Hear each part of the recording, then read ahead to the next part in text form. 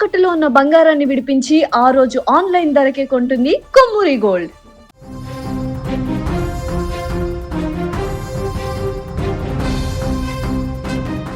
ఒంగోలులో దారుణం జరిగింది.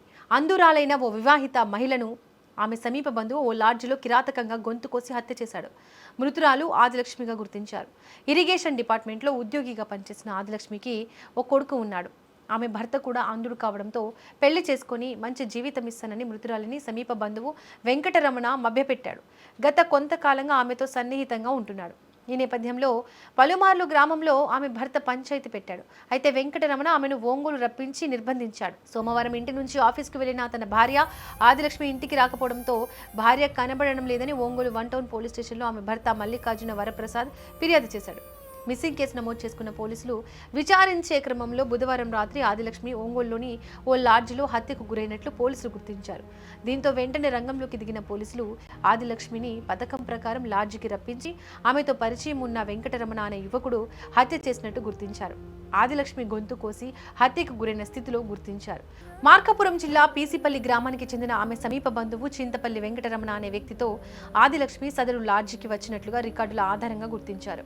నిందితుడి ఆచూకీ కోసం 3 ప్రత్యేక బృందాలను ఏర్పాటు చేసి గాలిస్తున్నట్లుగా ప్రకాశం జిల్లా ఎస్పీ హర్షవర్ధన్ రాజు తెలిపారు. మరోవైపు అందురాలైన తమ సహచరురాలు హత్యకు గురైనట్లు సమాచారం తెలుసుకున్న ప్రత్యేక ప్రతిభావంతుల అసోసియేషన్ సభ్యులు ఘటనాస్థలం దగ్గర ఆందోళన చేపట్టారు. మృతురాలికి న్యాయం చేయాలని డిమాండ్ చేశారు. జీవితంలో చీకట్లు ఉన్న కుటుంబానికి మాత్రం వెలుగుగా నిలిచింది ఆదిలక్ష్మి. కళ్ళతో ప్రపంచాన్ని చూడలేకపోయినా తన భర్త కొడుకుకి అండగా నిలబడేందుకు ఉద్యోగం చేస్తూ జీవితాన్ని నెట్టుకొస్తోంది.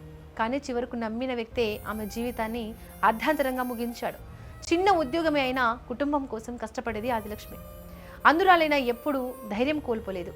భర్త కూడా అంధుడే కావడంతో కుటుంబ బాధ్యత మొత్తం ఆమె భుజాలపై పడింది. ఒక్క కొడుకును మంచి స్థాయికి తీసుకెళ్లాలని ఎన్నో కలలు కంది. ఆమె బలహీనతను ఆసరాగా తీసుకున్నాడు సమీప బంధువు వెంకటరమణ. మంచి జీవితం ఇస్తానంటూ మాటలు చెప్పి దగ్గరయ్యాడు. నమ్మకంతో మాట్లాడిన మహిళను చివరకు అదే నమ్మకం ప్రాణాలు తీసేలా చేసింది. మా తమ్ముడు మల్లికార్జున అనే వ్యక్తి వారి కుమారుడికి మా తమ్ముడికి ఇద్దరికి వాళ్ళ అమ్మగారు చనిపోయారు కనుక వాళ్ళ భార్య చనిపోయింది కనుక ఎవరైతే చంపారో వెంకట అనే వ్యక్తిని వెంటనే అరెస్ట్ చేసి వాడిని వాడి బంధువు మొత్తాన్ని అరెస్ట్ చేసి న్యాయబద్ధంగా కుమారుడికి వారిద్దరికి న్యాయం చేసే విధంగా మేము కోరుతున్నాం. ఒంగోలు 1 టౌన్ లిమిట్స్లో శ్రీరామ లాడ్జ్లో ఒక బ్లైండ్ ఉమెన్, ఆమె నేమ్ వచ్చి ఆదిలక్ష్మి అని చెప్పి చేసినట్టుగా మనకు ఇన్ఫర్మేషన్ వచ్చింది.